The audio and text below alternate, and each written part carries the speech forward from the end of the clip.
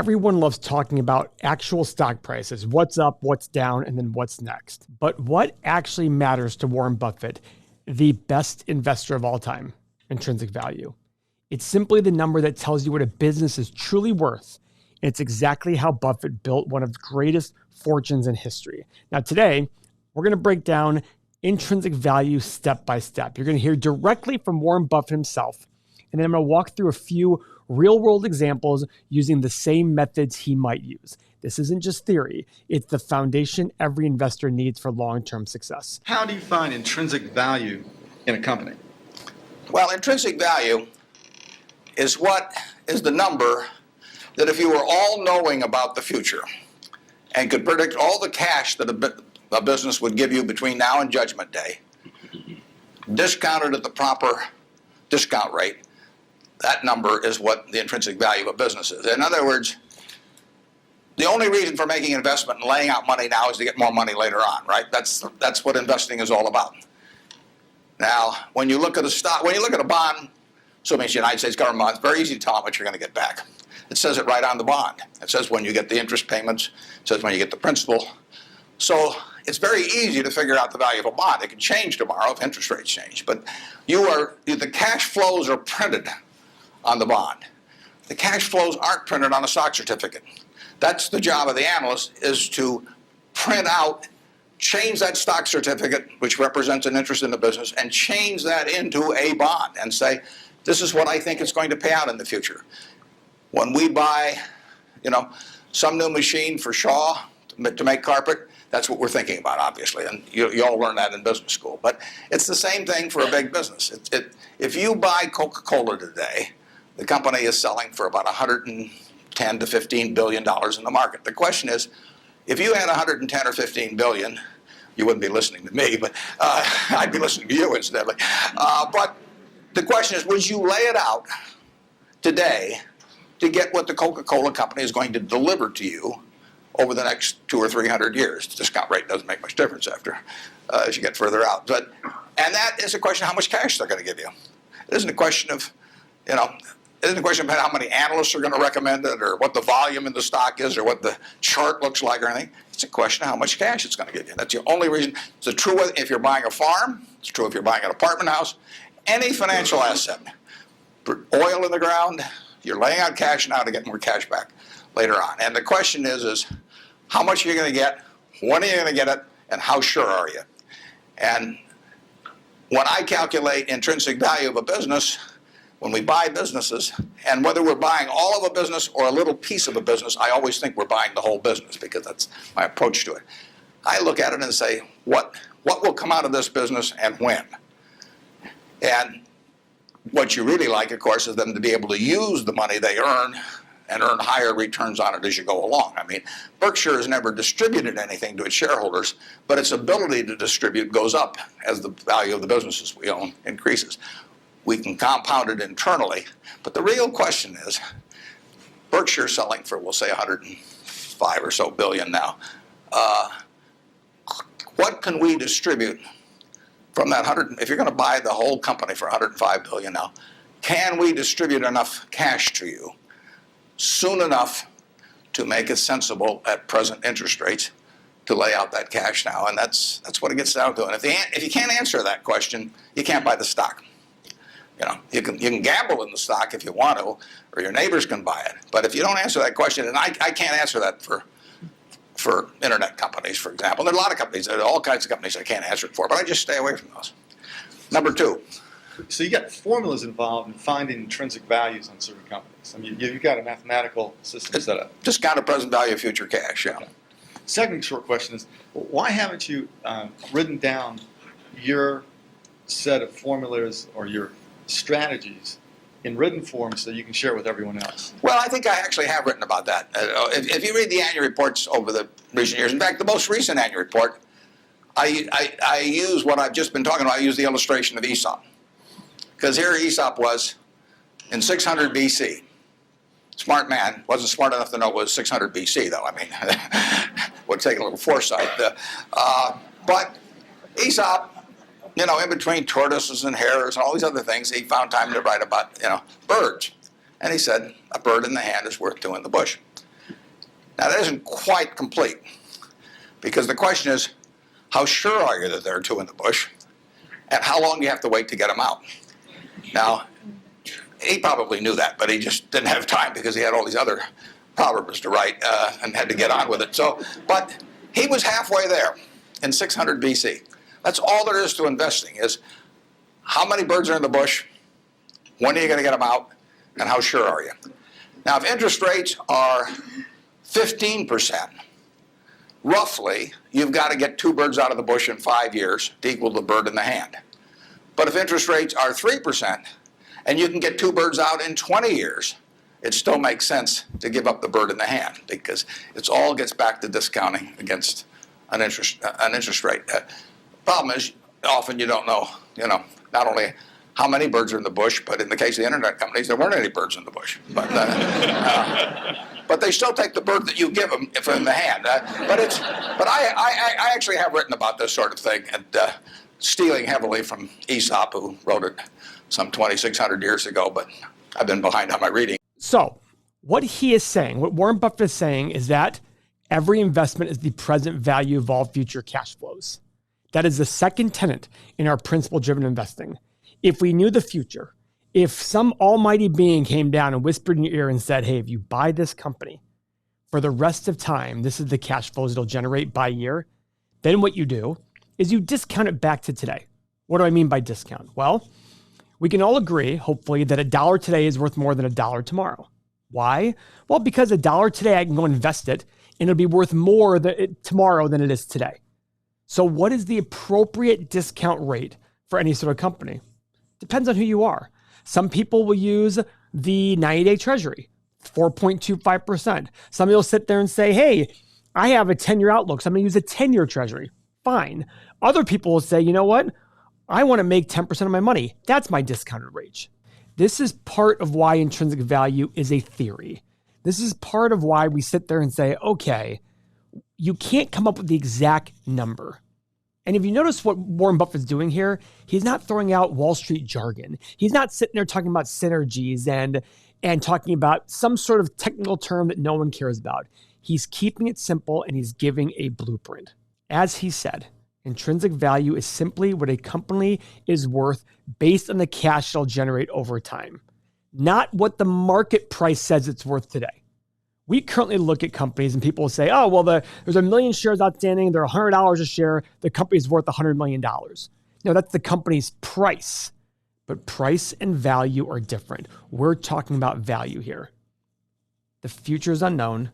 We're humans and we make mistakes. So we don't know what the future cash flows are going to look like. But what we do is we make estimations based on what we know about the world and based on what we can estimate about the world. Here's the thing. Intrinsic value isn't some laser precise number. It's an educated estimate, and that means there's room for variation. Very famously, Warren Buffett and his partner Charlie Munger, who has now passed away, they used to say, listen, if you ask me for Berkshire Hathaway's intrinsic value, you ask my partner here, whoever it was, they said we'd come up with different numbers. If you and I valued Microsoft, you'd come up with a number, I'd come up with a number, and that's completely fine. The key is to have a sound, principle-driven reason for your valuation. And this is exactly why margin of safety is so critical. Now, the further you got in the future, the harder it is to predict where we're going to be. So let's give it a simple example to understand this. Let's say I offered you a company, and we knew the future, and that company was going to give you $100 in 1 year. What are you willing to pay for that company today? After that 1 year, it's over. It's done. The company's gone. Well, if you pay $80 for it, you're going to make 25% return on your money. Why? You paid $80, you got back $100. You made $20 on $80. 20 divided by 80 is 25%. Guess what? If you pay $90, you're going to make 11.1%. Why? 100 minus 90 is 10. 10 divided by 90 is 11.1%. If you pay $50, you're going to make 100% return. This is essentially a discount rate. If you want to make 11.1%, you got to pay $90. If you want to make 25%, you got to make $80. If you want to make 100% on your money, you got to pay $50. Why? Because 50 becomes 100, 100% return. 80 becomes 100, 25% return. 90 becomes 100, 11% return. This is very simple on a 1-year basis. And I really encourage you to replay this if you don't understand that. And guess what? It can take some time to understand, but that's okay. It's a very valuable point to understand. Replay it a few times over, and I think you'll understand it better. Now, where it gets a little more complicated, but luckily we have a shortcut for you, where it gets a little more complicated is instead of 1 year, you have forever. Instead of forever, 20 to 30 years. That can make more complication. Why? We don't know where we're going to be in 20 years. And the further out we go, the more risk there is. That's why 30-year treasuries pay a higher rate of return than 10 years, than 5 years, than 1 year, than 3 months. The further out you look, the more likely things are to go wrong, the more your money is tied up, and therefore the bigger return you need. Now, this is why margin of safety is so integral. The key behind margin of safety is very simple: buying something for less than it's worth. Now, your level of margin of safety is going to vary depending on industry, depending on you, depending on a lot of factors out there.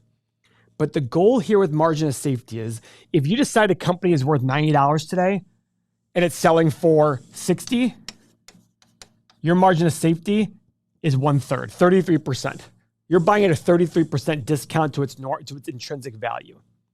The idea behind it is the more margin of safety you have, or the more margin of safety you have across the portfolio, the less likely you are to have a permanent capital loss.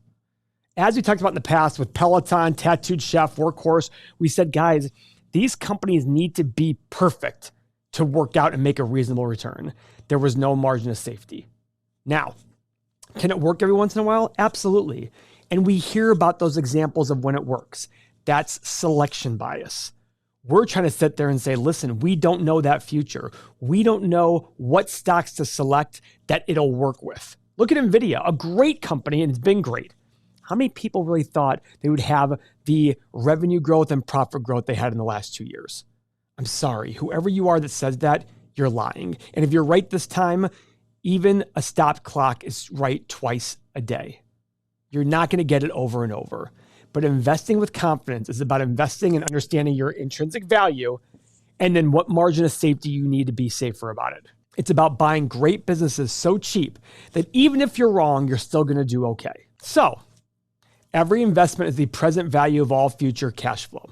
What is cash flow? Well, guys, the cash flow I talk about all the time is called free cash flow. Let's pull up Microsoft. I'm going to pull up the cash flow statement.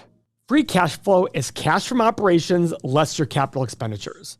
It's essentially what is the company making less the money it has to invest in the business to keep growing and maintaining the business. So, right here, free cash flow is the true lifeblood of the business. This is basically saying, here's how the business is operating. Here's the money we put in the business to either grow it or maintain it.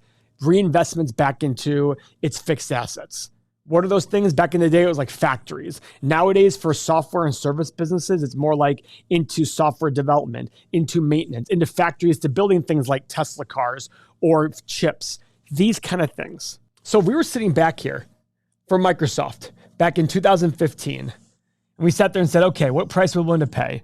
We'd have taken all their future free cash flow and discounted it at some rate and come up with a price. We said, okay, that's the price we're willing to pay for Microsoft. Now, again, these are complicated financial statements. You absolutely have the ability to understand these financial statements. But do you want to be the person who says, hey, I want a 10% discounted cash flow? Okay, so I got to take this cash flow and do 10 years at 10%. Well, that's around 1.2 times. So 74 billion divided by 1.2 is 60 billion. Okay, that's 1 year. Then 60 billion, that's 10% a year for 9 years. So you're roughly 100%. So now 60 billion becomes 30, and so on and so on and so forth. Let's do it over and over again. Guys, that's too tedious. That's absolutely a waste of time.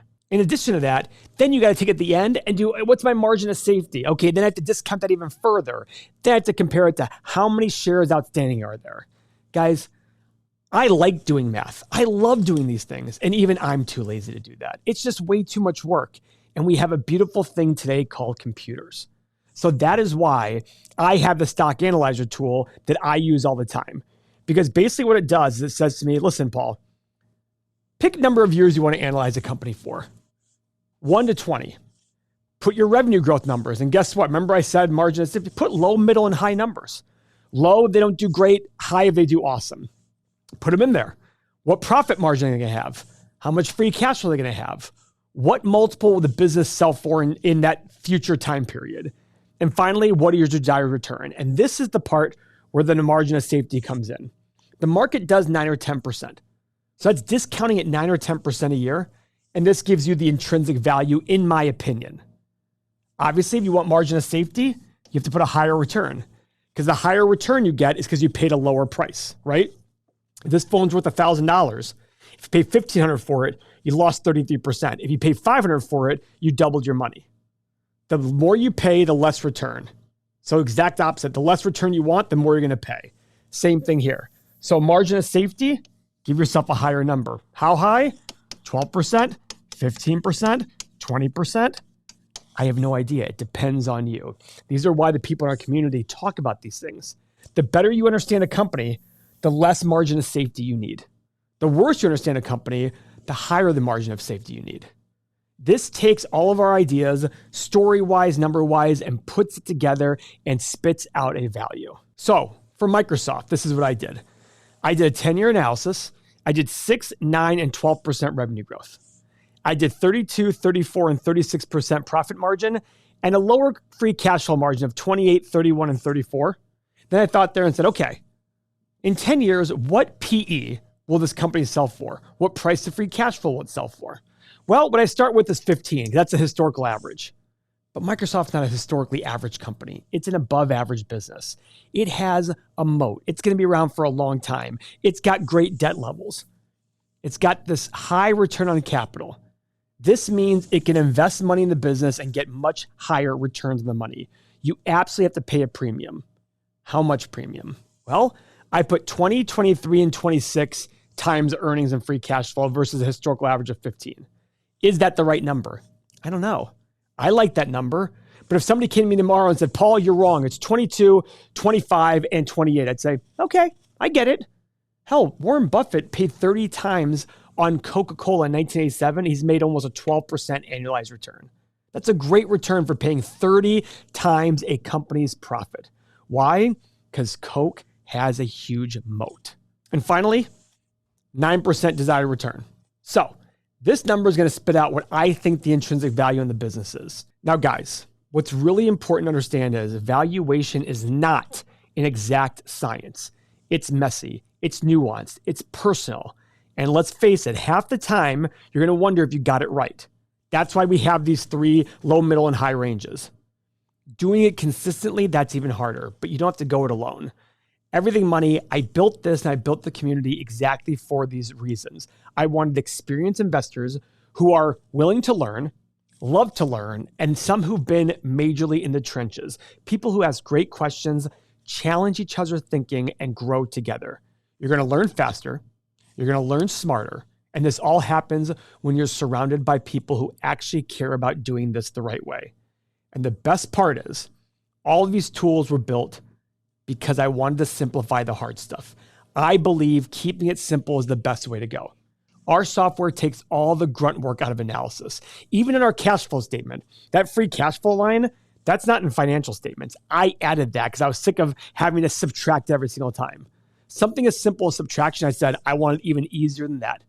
This will give you clarity and confidence without spending hours buried in spreadsheets. This is exactly where the software comes in. We built it for people like you, investors who are serious about doing it the right way. So the software gives you the tools to analyze any company in seconds. And more importantly, you get the community of thousands of like-minded investors who help each other get better. You're not doing this alone. And guys, guess what? This stock analyzer tool is used well over 1 million times per year. But guys, here's the deal. If you're chasing hot tips or looking for a shortcut to get rich quick, don't waste your time even watching this video. This is for people who want to think, learn, and invest with discipline. I don't care if you're a beginner or you thought you had years in advancement. It does not matter.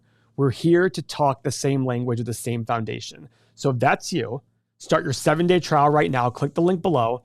But just know spots are limited every single day, and we don't know how long this trial will stay open.